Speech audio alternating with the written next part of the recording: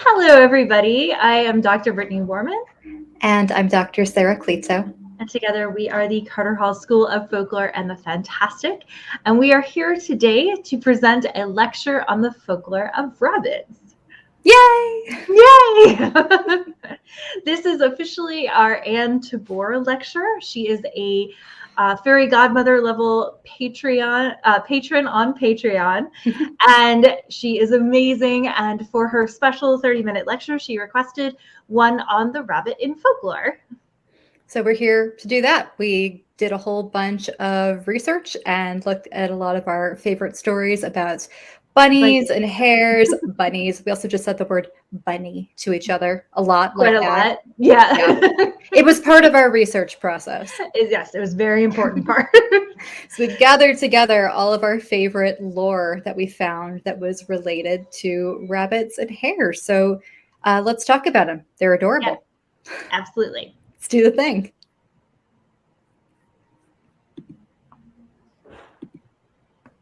So we're going to generally just use the word rabbit, or let's be real, probably bunny quite a lot in this presentation. But when it's going to happen. So when we use those words, we're actually talking about rabbits, hares, and like a large collection of, I think about 60 different species of mammals that are all closely related to each other and share a lot of the same physical characteristics, namely, tiny and powerful back legs and the ears. Yes, thank you, Brittany. We both need to do like the ears. Otherwise, it's not real. It's not real. So, in addition to these physical characteristics that are very distinctive, they're also known for being cunning, very clever, gentle, very, very fast. That's another one of the key physical characteristics. And these animals, this collection of critters, has inspired a really huge variety of different kinds of stories and beliefs and lore and superstition and all kinds of stuff. And it all just goes a lot deeper than just the Easter Bunny, which makes it sound like a bunny conspiracy, which I'm here for. It's deeper than that. So we're going to take you on a tour through some of our favorite bunny-related folklore from all over the world. So buckle up for buns. Buckle up for buns. Okay, so rabbits nowadays are kind of commonly associated with women, with femininity, and with female deities, things like the lunar cycle, fertility, longevity, and rebirth. So we've just got this idea that bunnies are kind of, cute little things that little girls like, basically. They've been coded as feminine, basically. Yeah, exactly. In the past, however, rabbits were commonly symbols of androgyny, actually able to shift back and forth between genders. You can see this evidence of this belief, particularly in ancient Egypt, but it extends to the West as well. So these critters are fascinatingly symbols of both cleverness and foolishness, cowardice and courage, sexuality and purity, trickery and innocence, and male and female characteristics. So they're kind of creatures of paradox, which makes them much more interesting than you may have previously thought. They're kind of dismissed as cute little creatures. I'm like holding my hands like this, and in reality, as we were saying before we started filming this, rabbits kind of contain multitudes.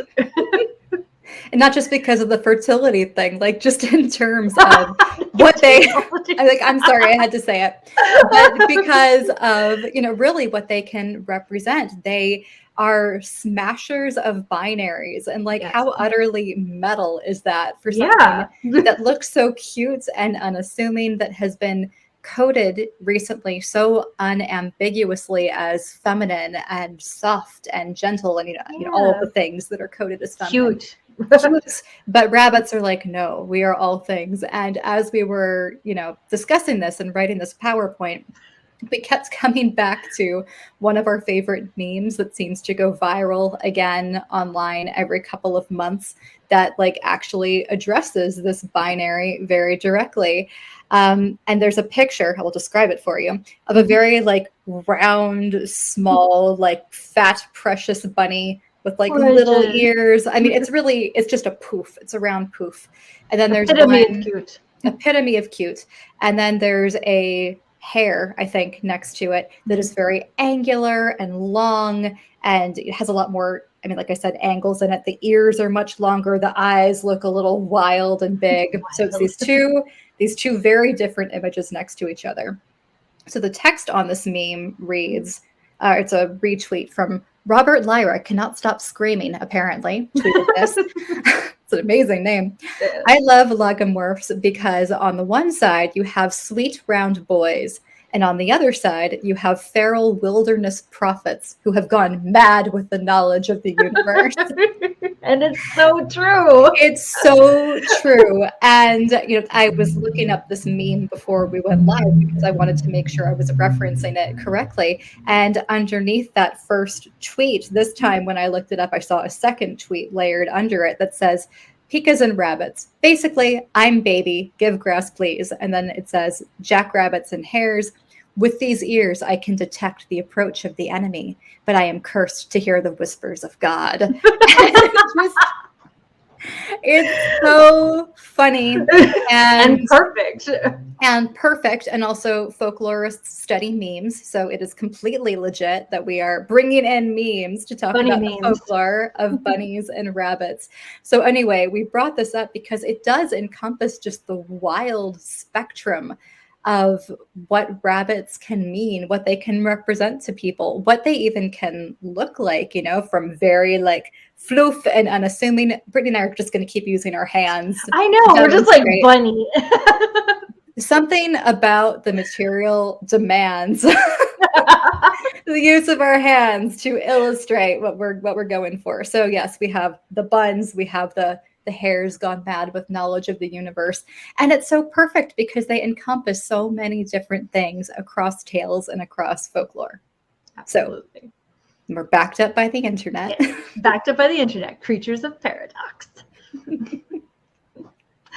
Okay, so like cats, another animal that has been like largely feminized, rabbits are often depicted as companion animals or familiars to witches.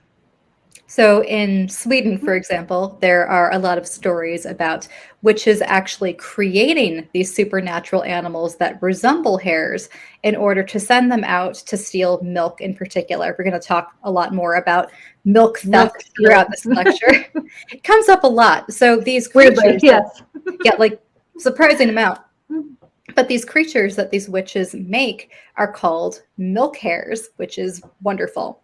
So they can construct these milk hares out of heddles, which we had to look up. Heddles are apparently parts of a loom. So they can, cannibalize bits of their loom and other bits of wood in order to construct a milk hare and then send out this new familiar into the world to steal the milk that they are craving. So, yep, lots of possibility there. I love that the bits of wood can often be like bits of brooms too, which brings in another like witchy aspect to these little milk hares. Mm-hmm. So they're made up out of, loom pieces and wood and brooms and all kinds of stuff. Yeah, and in this particular set of stories, we're seeing a lot of stuff that is gendered as especially female, as especially, witchy. We have associations with weaving, which is often tied up with ideas about storytelling and female production. Milk, yeah. So lots of interesting stuff going on there. So there are also, the stories about like milk hares and witches making little familiars out of bunnies or milk hare bunnies. But there are also several stories about witches turning into hares. So these are especially common in English, Scottish, and Nordic folklore. So all that sort of part of the world, there's a lot of different stories about witches turning into bunnies, into rabbits, into hares, etc.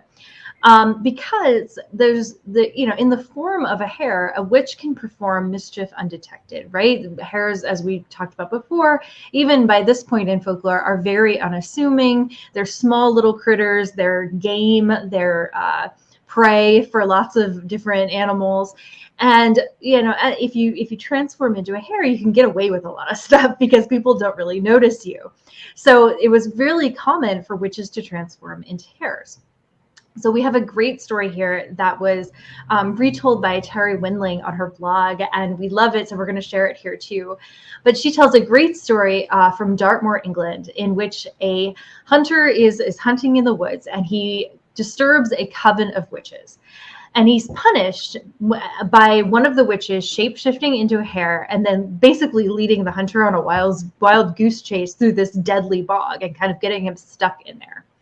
She then transforms both the hunter and his dogs into stones in the deadly bog that can still be seen today. They're called Hound Tor, which is a neat little legend from the part of the world where Terry Windling lives. And we love this story because it's a very classic example of what witches punishing. It has echoes of the story of Diana and Actaeon from mythology, and it's just a really cool shape-shifting into a hare, and what you can do as a hare, basically. I also really, really like this particular story because it's such an awesome legend.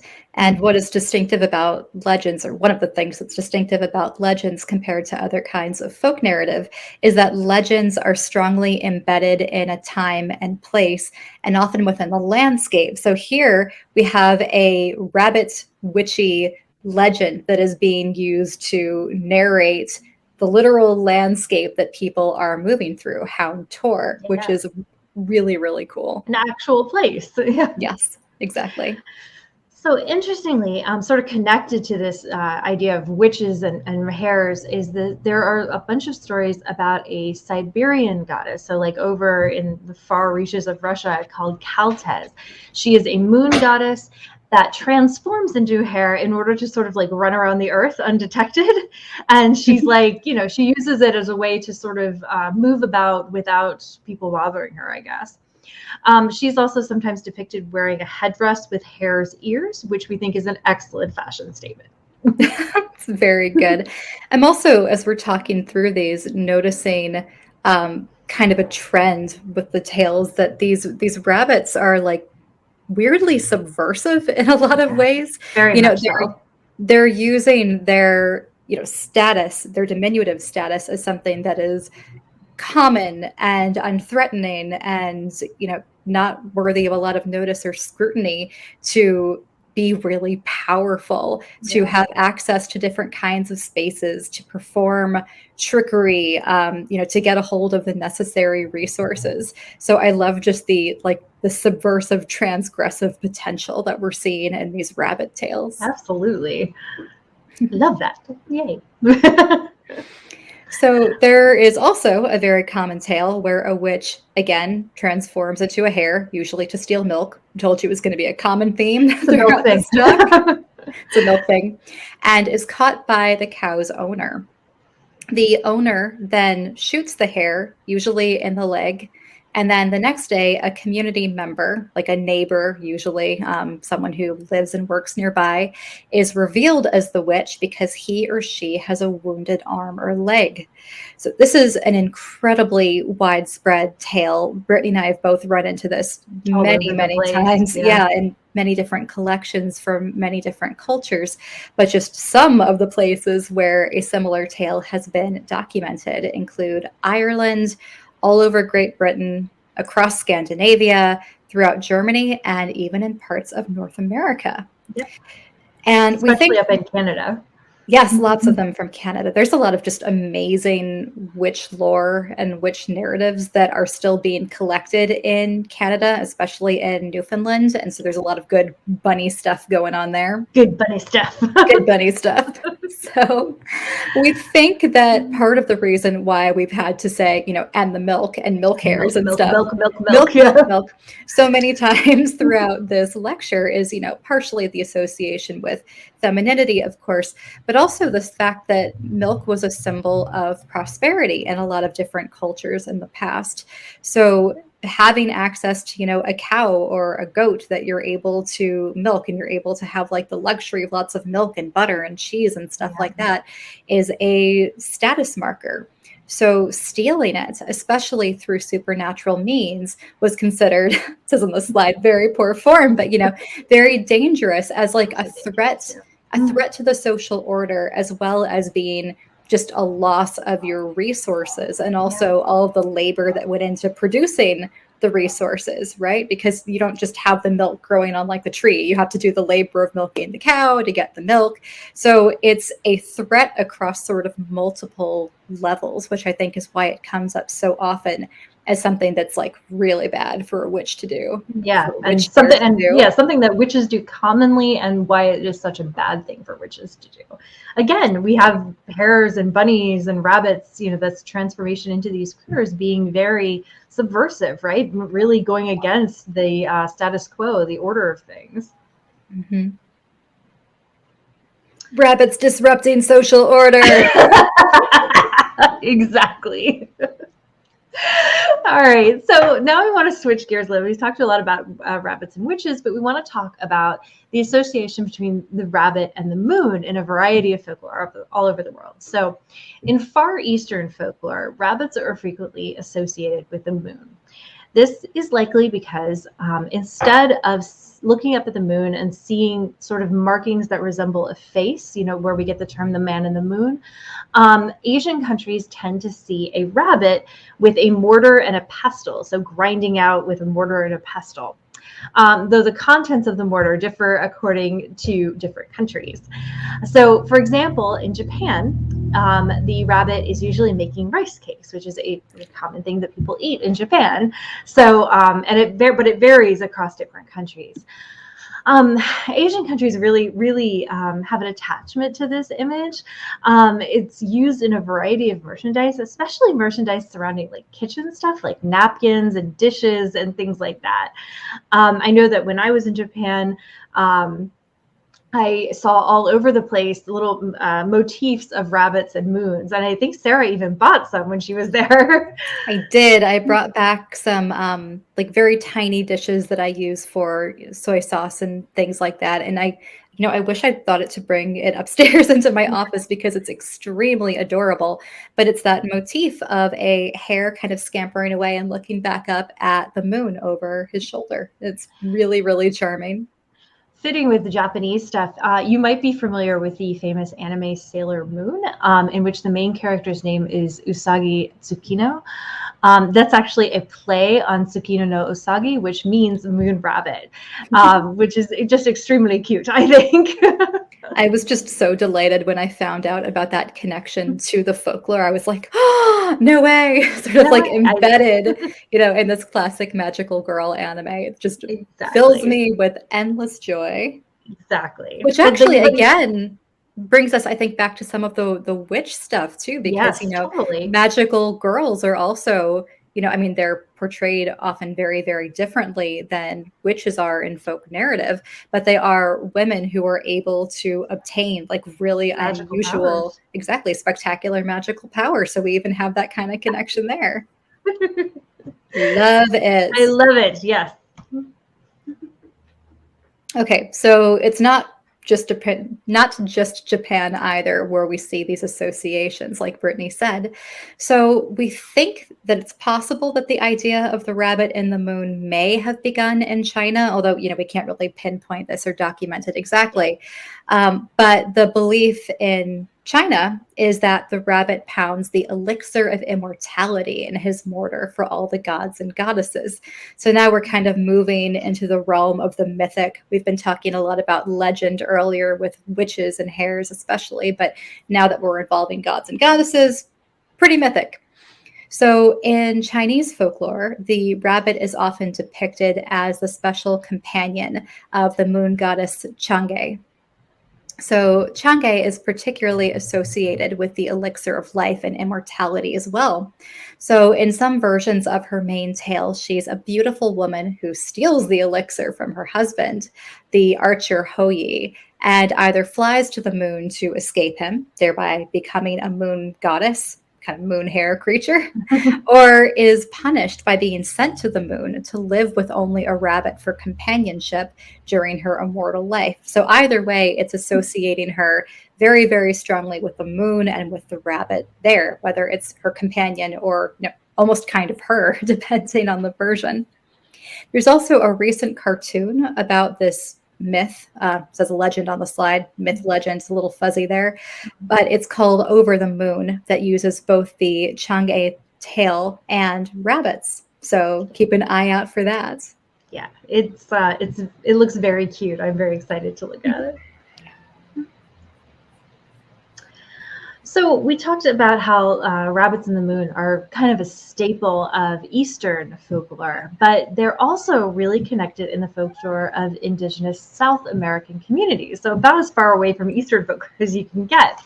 But there's all kinds of interesting stories that are down there. So for example, there's an Aztec tale that speaks of how the god Quetzalcoatl was starving during a long journey.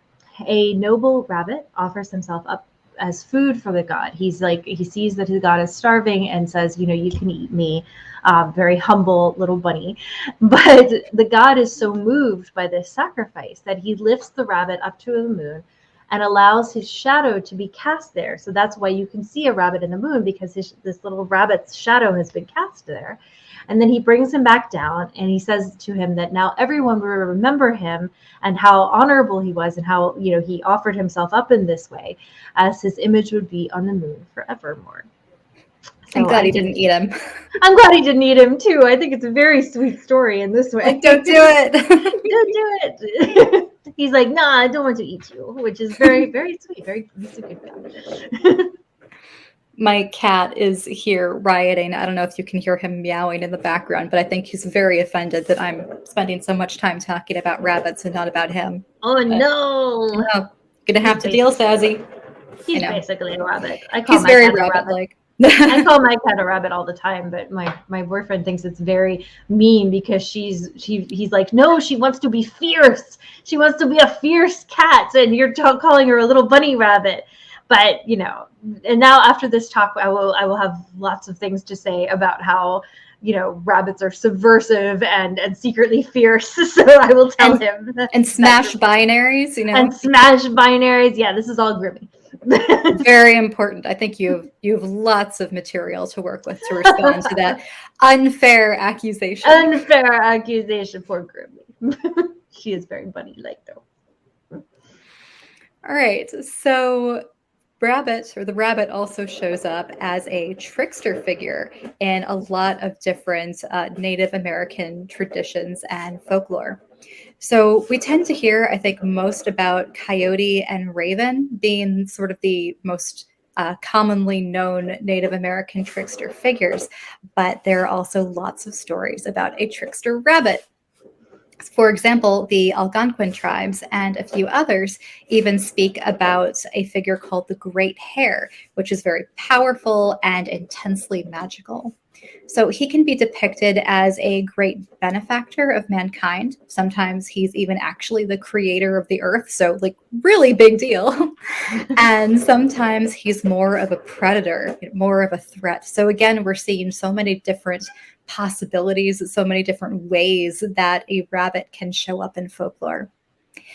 From Native American stories in the Western Rockies, there's also a tale, God, I love this one so much, of a three-legged rabbit who took it upon himself to fight the sun for being too hot. He couldn't deal anymore. Summer was too much. This is I swear, this is like Brittany's folkloric origin story. Brittany, I relate to this rabbit. I too would fight the sun. If I could figure out how to do it. But this rabbit was able to figure out how to fight the sun to, give him a piece of his mind for being entirely too hot and unreasonable. And the rabbit succeeds, but it's said that rabbits have dark brown spots behind their ears and on their legs because of how he was scorched during the ordeal. And the marks of that battle are now embedded upon all rabbits to commemorate his struggle. The battle with the sun. The battle with the sun. It's wonderful. So again, that's another story that brings us back to kind of like the mythic, fighting with something that is so much bigger, so much more powerful, and succeeding, right? That seems so impossible, so unlikely, which is part of what makes the story, so wonderful. But, we're seeing a struggle of epic proportions there between a bunny and the sun, and the way that's used to explain the markings on rabbits ever after. Okay, so we also want to spend some time talking about Burr Rabbit in African American folklore in particular. So in Africa, there are all kinds of stories about rabbits. Some of them have to do with their rabbits pop up in stories of Anansi the spider and all kinds of other places. But they also traveled over to America with slaves. And after a few transformations and changes, ultimately became the famous Burr Rabbit stories told in the American South. And they were quite famous all over the American South. They were a really strong part of just the oral tradition. Exactly. So Burr Rabbit stories are very sort of similar to Jack Tales in Appalachia. They're stories of an underdog hero who bests his more powerful opponents through his intelligence and wit. So he is an unassuming little rabbit who has to go up against, like foxes and bears and things like that. But he somehow always manages to escape and sort of best his captors by just being smarter than they are. So unfortunately, the stories were written down and really made popular by a man named Joel Chandler Harris in the 19th century. A couple of other people had collected the stories before that, but they got really, really popular by this guy because they were presented they were sort of retold. They were like, they were written for a white audience. Yes, exactly. And used a lot of really racist stereotypes. He made up a character. He made up a character called Uncle Remus, who was like a Mother Goose kind of framing narrative for the stories. But the versions that he told used a lot of racist stereotypes. Uncle Remus was a slave and talking to white children.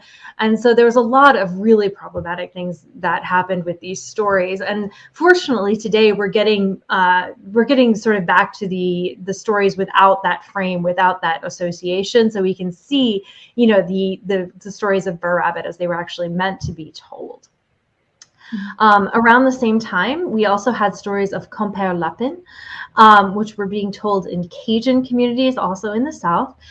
These are also stories about a rascally rabbit who gets into all kinds of trouble, but manages to get out of said trouble eventually. So these stories are related, but not quite the same. And a lot of people think that the Compère Lapin stories were really inspired by, or really were the inspirations behind things like Bugs Bunny and stuff like that. So there's a problematic history with lots of things that were an unfortunate way that we got these stories, but hopefully we're getting more and more ways to access them now, which is really good. Mm-hmm.